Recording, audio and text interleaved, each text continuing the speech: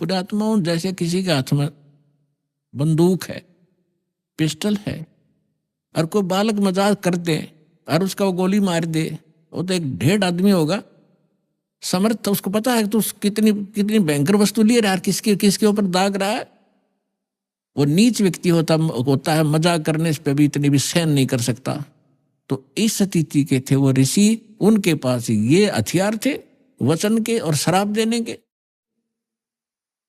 तो यहां सूक्ष्म वेद में लिखा है कि दुर्वासा को पेतहा, क्रोधित हो गए और समझ न आई नीच, ये भी नहीं सोचा तू क्या करने जा रहा है, और 56 करोड़ याद दो कट गए, और वह मची रुद्र की कीच, यानी रक्त की 11 माच की, खून की 11 मच की, 56 करोड़ आदमी जहां लाश हो जाए और नदी बह कर चल पड़े खून की, रक्त की। तो यहां पुण्यात्माओं, ना तो ये भगवान समर्थ जिनको हम पूजा करते, ना ये ऋषि एक अन्य के जिनको ज्ञान ही नहीं था, इनको ये नहीं पता भगवान कौन है। अब ये भगवान के लिए निकले थे घर से, साधना करेंगे, भक्ति करेंगे, अंगार, जहां अंगारों से शीतलता की खोज करने लगे, अंगारों में, अंगारों पर चलने के अभ्यस्त हो गए, थोड़ी बहुत, थोड़ी आंच को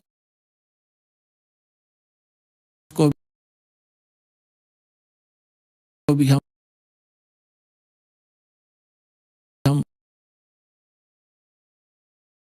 थोड़ी ही आग को, आंच को हम सुख मान रहे। झूठे सुख को सुख कहे, ये मान रहा मन मोद, ये सकल चबीना काल का, कुछ मुख में कुछ गोद। परमात्मा क्या कहते हैं, भाई तन दर सुखिया कोई न देखा, जो देखा सो दुखिया हो, उदय अस्त की बात करे मन, सबका किया विवेक हो, सबका किया विवेक हो। तन दर सुखिया कोई न देखा, जो देखा सो दुखिया हो, उदय अस्त की बात करे मन, सबका किया विवेक हो, सबका किया विवेक हो। भाई घाटे बाधे सब जग दुखिया, के गृहस्थी बैरागी हो, घाटे बाधे सब जग दुखिया, के गृहस्थी बैरागी हो। सुख देव ने दुख के डर से, गर्भ में माया त्यागी हो, गर्भ में माया त्यागी हो। तंदर सुखिया कोई न देखा, जो देखा सो दुखिया हो, उदय अस्त की बात करते हैं, मन सबका किया विवेक हो, सबका किया विवेक हो। भाई जंगम दुखिया योगी दुखिया, तपस्वी को दुख दूना हो, जंगम दुखिया योगी दुखिया, तपस्वी को दुख दूना हो। आशा तृष्णा सब में व्यापे, कोई महल न सुना हो, कोई महल न सुना हो। तन दर सुखिया कोई न देखा, जो देखा सो दुखिया हो, उदय अस्त की बात करते हैं, मन सबको किया विवेक हो, सबका किया विवेक हो। भाई साच कहूं तो जग न माने, पर झूठ कही ना जाई हो, साच कहूं तो ये जग न माने, पर झूठ कही ना जाई हो। ये ब्रह्मा विष्णु शिव जी दुखिया, जिन ये राह चलाई हो, जिन ये राह चलाई हो। तन दर सुखिया कोई न देखा, जो देखा सो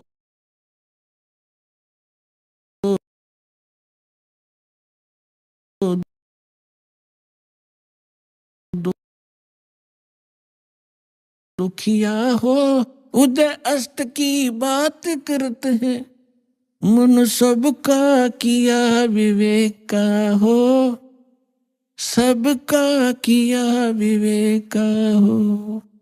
भाई सूरपति दुखिया भूपति दुखिया, रंक दुखी बपरीति हो।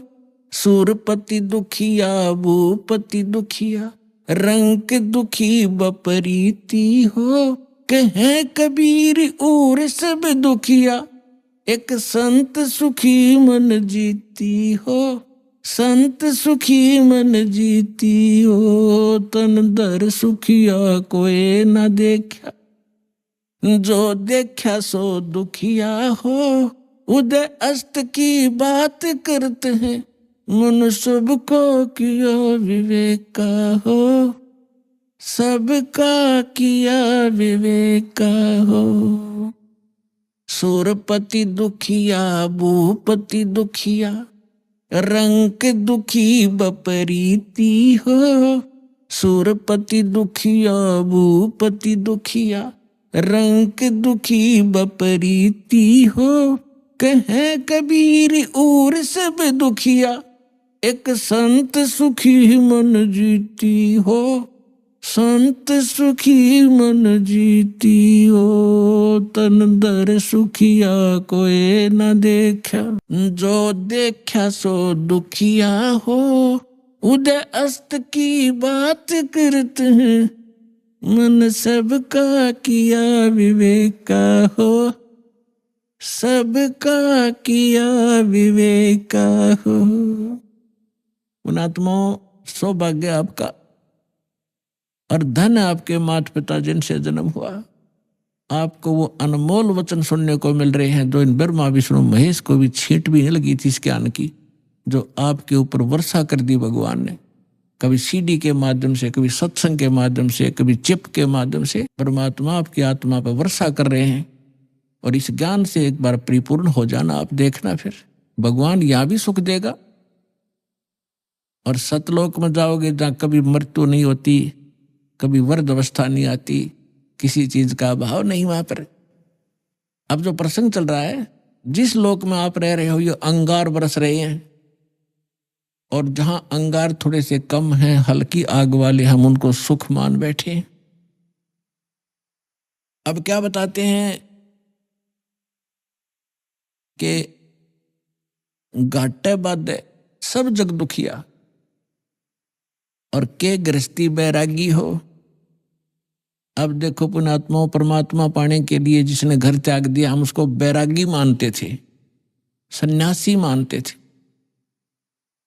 अब वो बैराग प्राप्त करना और सन्यासी होना हमने कहां से ग्रहण किया, कौन से ग्रंथ से प्राप्त किया हमने ये ज्ञान? श्रीमद् भगवत गीता अध्याय नंबर 3 के श्लोक नंबर 4, 5, 6, 7 में स्पष्ट वर्णन किया है कि अर्जुन, यदि तू काम छोड़ के कर्म सन्यासी बन गया, जंगल में जा बैठा, तेरा निर्वाह कैसे होगा, पेट कैसे पालेगा तू? इसलिए तू काम भी कर और भक्ति भी कर। फिर ये कहां से लाए, घर छोड़ कर चले गए, जंगल में जाकर सुख होगा? जंगल में कैसे सुख होगा, वन में? अब घर में सारी सुविधा आपको, समय पर रोटी मिल रही है, झोपड़ी है, मकान है, जैसा भी आपको सुविधा कर्मानुसार मिली, उसमें संतोष करो और उसमें बैठ के अपना भक्ति करो। समय पर भूख लगेगी तो खाना खाया, भूख समाप्त हुई, वह इच्छा खत्म हुई, वो कल्पना समाप्त हुई तो भक्ति करेगा। यदि रोटी मिली नहीं तो भक्ति कैसे करेगा? उसी को सोचता रहेगा कहां से लाऊं, कैसे मिलेगी, और रोटी का सुमन होगा, वो भगवान का नहीं होता। अब जैसे घर छोड़कर चला गया, वैरागी बन गया, वहां जाकर गर्मी भी लगेगी, सर्दी भी आवेगी, वर्षा भी होगी, उसके लिए फिर झोपड़ी डालनी पड़ेगी, उसने वहां झोपड़ी या गुफा खोदनी पड़ेगी। और भूख लगेगी, फिर गांव में जाना पड़ेगा मांगने के लिए, दिए माई गालिए दिए एक रोटी। अब जब तक रोटी ना मिलेगी तो ना भगवान से याद आवे कोई ना, और रोटी याद आऊंगी इसके। तो परमात्मा ने बताया करके जो साधना करनी चाहिए, जो उसका तरीका है, वो तुम्हें पता नहीं। आप फिर ये सोच बैठे कि उन्हीं को भगवान मिलता होगा जो जंगल में चले जाते हैं, खड़े होकर तप करते हैं, दोनों के ऊपर तपते। ये तो मूर्खों की साधना थी। परमात्मा कहते हैं कि दंभ करें, दंभ माने पाखंड है। लोग दिखावा ड्रामा करते हैं, बैठ जाएंगे कि तो धूना लगा के ऊंचे से स्थान पर बैठेंगे न, खूब दूर तो सब न दिखे महात्मा बैठा है, ताकि दुनिया आने लग जाए और उसकी पूजा शुरू हो जाए। डंब करें, डूंगर चढ़े, डूंगर माने पहाड़ पर बैठ जाते हैं जाकर ये लोग नकली। डंब करें डूंगर चढ़े, अंतर झीनी झूल, और जग जाने बंदगी करें बो सुल बबूल। परमात्मा अपने सूक्ष्म वेद में कहते हैं तो दुनिया तो जनता तो सोचा ये भक्ति कर रहा है, बड़ा महापुरुष है, दूल्हा लगा के बैठा है और कपड़े भी त्याग रखे, लंगोट बांध रखा है। और परमात्मा कहते हैं जग जाने बंदगी करे, भक्ति करे, यो बोवे सुल बबूल। तब से जो तपस्या वो करते, जैसे दुर्वासा ने खूब तपस्याएं की थी और क्या प्राप्ति की, अंगारे भर दिए अपने अंदर, तोब ये बकवाद सिद्धि की, वचन से किसी का नाश कर देना। अब दुर्वासा जी ने श्राप दे दिया बेमतलब बकवास का। अब उसने उसके बैड अकाउंट में लिख दिए, वो 56 करोड़ मानस व्यक्ति उसने मार दिए वचन से, और वो उसके बैड अकाउंट में लिखे जाएंगे। जब ये कुत्ते की योनि में होगा दुर्वासा, इसके सिर में कीड़े पड़ेंगे, वो 56 करोड़ आत्माएं इसको खा रही होंगी। यहाँ कहते हैं तुमने उस दरगाह का मैल नहीं देखा और धर्मराज के तिल तिल का लेखा। यहां बता रहे हैं जग जाने बंदगी करे। परमात्मा कहते हैं ये बोवे सूल बबूल, इन्होंने तो काटे बोली अपने भविष्य में, सिद्धि सिद्धि पाके किसी को बेनिफिट दे दिया, किसी को हानि दे दी, दोनों अपनी भक्ति अक्षीण करी, उधर से पाप इकट्ठे कर लिए। अब क्या बताना चाहते हैं परमात्मा कि घाटे बाद सब जग दुखिया।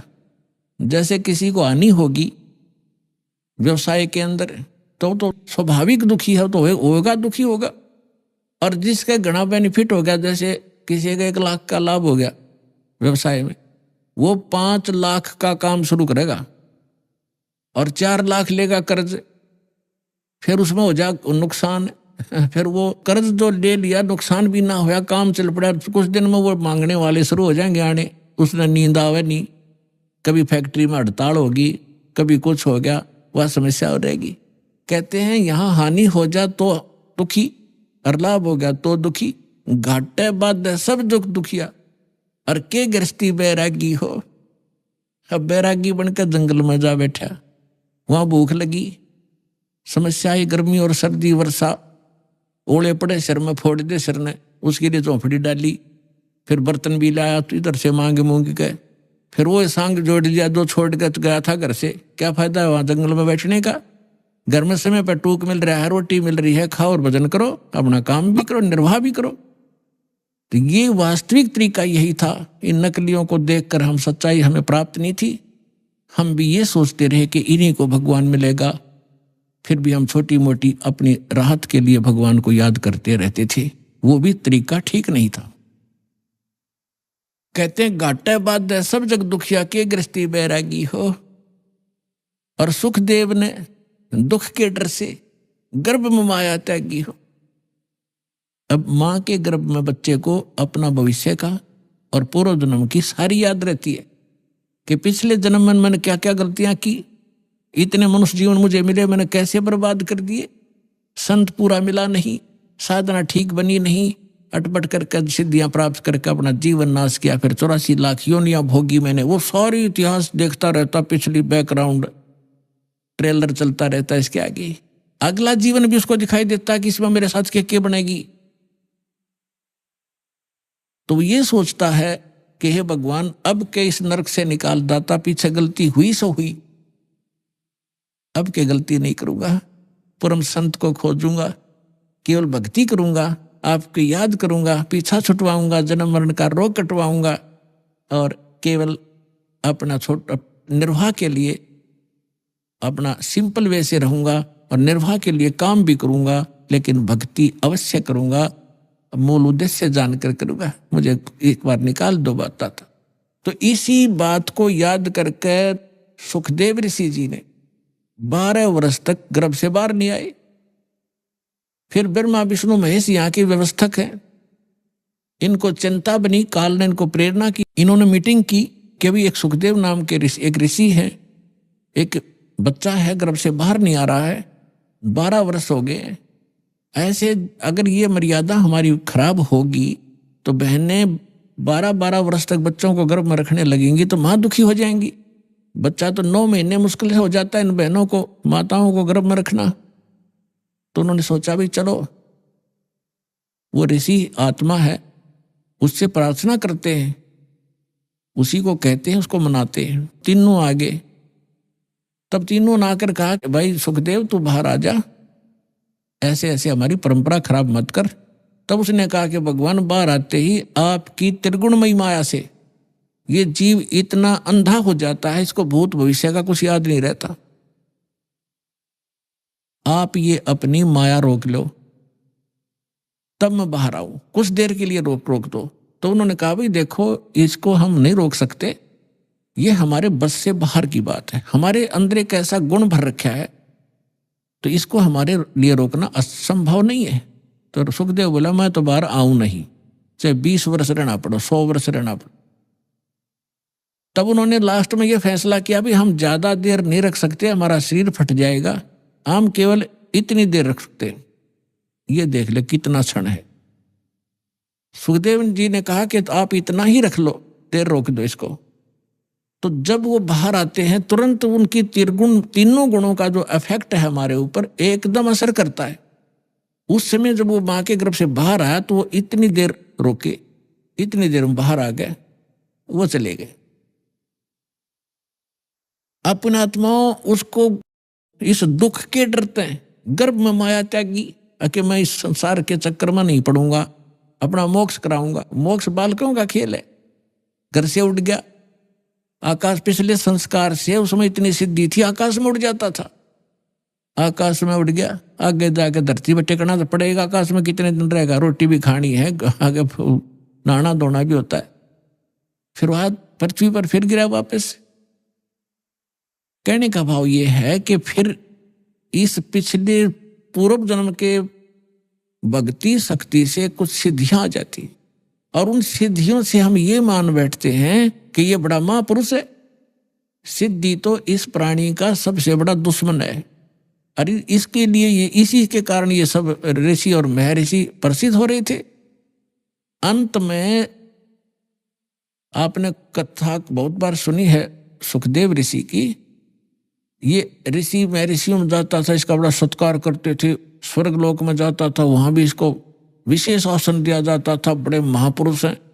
एक दिन विष्णु लोक में चले गए। जैसे प्रत्येक डिस्ट्रिक्ट में और प्रत्येक प्रांत में गवर्नमेंट रेस्ट हाउस होते हैं, उसमें उच्च अधिकारी ही रुका करते हैं। प्रत्येक लोकों में, शिव लोक में, विष्णु लोक में, ब्रह्मा जी के लोक में, इंद्र के लोक में, इनके अपने अपने अलग से रेस्टोरेंट हैं जिसमें अधिकारी गण यानी देव लोग ही जाकर रुकते। तो ये पहुंच गया वहां पर सुखदेव ऋषि विष्णु जी के लोक में। उस रेस्ट हाउस में जाने लगा, सामने खड़ा था गेट कीपर, उसने रोक दिया, ऋषि जी रुको। कहाँ जी बोलो, आपका अपॉइंटमेंट लेटर दिखाओ, आप कौन हो, किस रैंक के हो। क्या मतलब कि आपका गुरु कौन है? कि मेरा कोई गुरु नहीं, मुझे गुरु की क्या आवश्यकता है जब मेरे पास इतनी पावर है, ऐसी शक्ति है। बोला जी ऐसे नहीं, इस रेस्ट हाउस में वही आ सकता है जिसके पास ये, जिसका अपॉइंटमेंट हो रहा हो। और कहने का भाव यह है कि जो कोई अधिकारी हो, गुरु जिसने धारण कर रखा हो, और गुरु भी मान्यता प्राप्त हो, नकली गुरुओं से भी अलाउड नहीं आना, नकली गुरुओं के भक्ति करके गुरुओं से। तो ऋषि उस सुखदेव ने काफी उनके साथ जख मारा, लेकिन उन्होंने फाइनल कर दिया कि नहीं, विष्णु जी का आदेश। तब ऋषि ने सोचा था, सुखदेव ऋषि ने, कि विष्णु जी बड़े खुश होंगे मेरे तय, मैं ऐसी भक्ति की हुई है और वो भगत बछल है। सुखदेव ऋषि ने कहा कि विष्णु जी से बात कराओ मेरी, तुम मुझे क्यों नहीं जाने दे रहे हो। तो वो पहरेदार गए विष्णु जी के पास, बाकी वहीं खड़ा रहा एक दो, कि भगवान ऐसे एक ऋषि आए हैं, सुखदेव नाम बता रहा है, और वो जिद कर रहा है और इस स्वर्ग के अंदर रेस्टोरेंट में जाने का, रेस्ट हाउस के अंदर जाने की। तो विष्णु जी ने पूछा फिर आपने मना क्यों किया? कि उन्होंने बताया कि उनका गुरु नहीं है, कोई निगुरे हैं, वो अधिकारी नहीं, और आपका आदेश है कि जो निगुरा व्यक्ति हो, जिसका गुरु नहीं हो, इसमें अलाउड नहीं है। आदेश दो भगवान, क्या आदेश आपका? कि बिल्कुल ठीक है, नहीं जाना चाहिए। अब वो जिद कर रहा कि मैं भगवान से बात करके ही वापस जाऊंगा, नहीं तो यही बैठूंगा। तो भगवान विष्णु ने आए बाहर। अब ऋषि जी ने सोचा तो यूं था कि विष्णु जी बड़ी शाबाशी देंगे मेरे को, और ये सोच रहा था कि ये पहरेदार गेट कीपर ये मुझे जानबूझ कर हरास कर रहे हैं। विष्णु जी तो आते मुझे सीने से लगाएंगे, भगत वत्सल भगवान हैं, सतो गुणी हैं। जब भगवान विष्णु ने आकर पूछा कि ऋषि जी क्या वाद विवाद है तुम्हारा, यहाँ कैसे आए आप, तो आधा फ्यूज तो वही हो गया भगवान के चेहरे को देखकर कि आज ठीक ढंग से बोल नहीं रहे। तब ऋषि ने कहा कि सुखदेव ने जी, मैं ऐसे ऐसे, सुखदेव नाम है मेरा, और मैं रेस्ट हाउस में इस रेस्टोरेंट में जाना चाहूँ था स्वर्ग में, इन्होंने मना कर दिया जाना, इन्होंने मुझे रोक दिया। तो भगवान विष्णु ने उन्हीं के सामने पूछा पहरेदारों से, अभी क्यों रोक दिया आपने ऋषि जी को। पहरेदारों ने बताया कि आपका आदेश है, जिनका गुरु नहीं है, मान्यता प्राप्त गुरु, वो आपके स्वर्ग में अलाउड नहीं है। तब विष्णु जी ने पूछा क्यों ऋषि जी, आपका कोई गुरु नहीं? अक नहीं जी। सुखदेव बोले नहीं, मेरा कोई गुरु नहीं, कि जाइए आप यहां से और गुरु बना कर आइए यहाँ पर। अपने आत्माओं देखो, ज्ञान से आपको पता चलेगा, सुख संवेद से, तत्व ज्ञान से। अब देखो अभी तक हम क्या देखा करते, दास ने खूब देखा, जिन्होंने लाल कपड़े पहन लिए और कोई गुरु पद प्राप्त कर लिया, घर त्याग दिया, सन्यास हो गए, ब्रह्मचारी हो गए, तो वो ये सोचा करते गृहस्थी तो एक नेग्लेक्टेड आदमी है। उनको ये जैसे पहले शूद्रों को सोचा करते थे, इनकी ऐसी दृष्टि थी इन ऋषियों की कि गृहस्थी तो एक वैसे रिजेक्टेड आदमी होता है, आदरणीय नहीं होता। अब सुखदेव ऋषि ने कहा कि जी मैं किसको गुरु बनाऊं, मेरे योग्य गुरु पृथ्वी पर नहीं है। तो भगवान ने कहा कि ऋषि जी ये भी तेरा वहम है, तेरा अहंकार बोल रहा है, और जाइए राजा जनक को गुरु बनाना, जो सीता जी के पिताजी कहलाए थे राजा जनक। अब राजा जनक के काफी रानियां थी, गृहस्थी थे और भगत भी थे। अब सुखदेव ऋषि इतना अहंकारी कि गृहस्थी लोग, राजा लोग तो मेरे चरण छूते हैं, और मैं गृहस्थी को जाकर के, राजा को जाकर के नमस्कार करूं, क्योंकि गुरु बनाना है तो प्रणाम भी करना है, दंडवत भी करनी है, मत्था भी रगड़ना है। अहंकार खड़ा हो गया, वहां से तो आ गया, लेकिन वो दूसरे स्वर्ग में, कॉमन स्वर्ग है इंद्र का लोक, उसमें ये चला जाता था। जब उसमें दोबारा गया उस दिन उसका चेहरा उतरा हुआ था। अन्य जो देव वहां बैठे थे वो कहने लगे ऋषि जी आज क्या बात है, मायूस बहुत हो तुम। तब ऋषि ने कहा कि ऐसे ऐसे मैं विष्णु जी के लोक में गया था, भगवान ने मुझे स्वर्ग में प्रवेश करने से मना कर दिया। तो जितने भी वहां बुद्धिमान भगत संत महात्मा बैठे थे, ऋषि और देव, वो कहने लगे ये बात दची नहीं, सुखदेव आपकी बात हमारा गले नहीं उतर रही कि भगवान विष्णु और आपको ऐसे अनादर किया आपका, नहीं कोई बात बता गलती क्या है। तब उसने बताया कि भगवान ने कहा कि तू गुरु नहीं बना रखा, इसलिए आप यहां रहने के अधिकारी नहीं हो। तब उन महापुरुषों ने जो वहां बैठे थे बुद्धिमानों ने कहा कि सुखदेव आपका कोई गुरु नहीं है? कि नहीं मेरा कोई गुरु नहीं है। धिक्कार है तेरे जन्म को। सभी ने एक स्वर में बोला जो बुद्धिमान होते, क्या करेगा तू इस मिट्टी का, ये बैटरी चार्ज है तेरी, कुछ दिनों में खत्म हो जाएंगी ये सब सिद्धियां, और कीड़े मकोड़े की पशुओं की योनि में जाएगा, गधा बनेगा, गुरु धारण करना पड़ेगा। और फिर दूसरा भगवान ने कह दिया, फिर अग्रम अग्रम कैसी भले आदमी, जब भगवान विष्णु ने कह दिया उसको, तो उसी को तुम भगवान मानते हो, तो उसी ने कह दिया गुरु बना, और फिर भी तेरे अंदर ये अग्र मग्र है, तो काहे का तू ऋषि है। तब वहां क्या कहता है वो, भाई राजा जनक गृहस्थी भाई, कैसे शीस निभाऊं जाई। सुखदेव बोले ज्ञान विवेका, हम स्त्री का मुख नहीं देखा। देख कहाँ अड़गी काल की आंट, अड़ंगा कहाँ डाल दिया उसने, कि राजा जनक गृहस्थी भाई और कैसे शीस निभाऊं जाई। और बोले सुखदेव ज्ञान विवेका, अपनी बुद्धि से उसने खूब सोच समझ गया बात कही कि मैंने स्त्री का मुख नहीं देखा, मैं तो बाल ब्रह्मचारी हूँ और राजा एक गृहस्थी आदमी है, उसके घनी रानियां भी कई हैं, और उसको कैसे माथा टेकूंगा, कैसे ना सिर झुकाऊंगा, मेरी तो नाश हो जाएगा इज्जत का। तब ऋषि बोले भाई इज्जत ले ले, अर्चे भगवान, ना तो अगले जन्म में गधा बनेगा या सारी इज्जत तेरी बिखरती फिरेगी ऋषि जी। अब उसको फिर एक झटका लगा एकदम, क्योंकि महात्मा भगत है वो, चल भगवान के लिए भटक रहा है, उसके अंदर जगह है भगवान की, लेकिन अज्ञान अहंकार बनता है। तो उसको एकदम झटका लगा और उसकी एकदम पिछला बैकग्राउंड चल पड़ी। उसको थोड़ी सी झलक दिखाई दी कि एक समय